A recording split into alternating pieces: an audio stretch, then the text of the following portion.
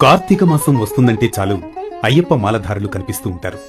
41 రోజులు అయ్యప్ప దీక్ష ఆచరించడం వల్ల ఆధ్యాత్మిక ఆనందం, మానసిక ప్రశాంతత కలుగుతాయని భక్తుల నమ్మకం.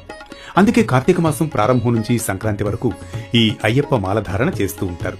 స్వాములు 41 రోజుల పాటు భక్తి శ్రద్ధలతో నియమ నిష్టలతో అయ్యప్ప స్వామిని పూజిస్తారు. అయ్యప్ప దీక్ష చాలా పవిత్రమైనది. గురుస్వామి లేదా తల్లిదండ్రుల ద్వారా మాల ధరించాలి. మెడలో ధరించిన రుద్రాక్ష లేదా తులసిమాల ఎట్టి పరిస్థితుల్లోనూ మెడలో నుంచి తీయకూడదు. పాదపూజ చేసేటప్పుడు మాల నేలకు తాకకూడదు. మాల ధరించిన తర్వాత చిన్న పెద్ద తేడా లేకుండా ప్రతి ఒక్కరిని స్వామి అని సంబోధించాలి.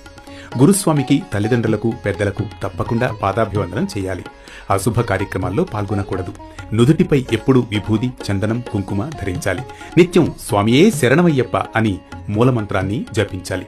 41 రోజుల పాటు మాంసాహారం, మద్యం, ఇతర వ్యసనాలకు పూర్తిగా దూరంగా ఉండాలి. సాత్విక ఆహారం మాత్రమే తీసుకోవాలి. ఉల్లి, వెల్లుల్లి, మసాలాలు వంటి ఆహార పదార్థాలకు దూరంగా ఉండాలి.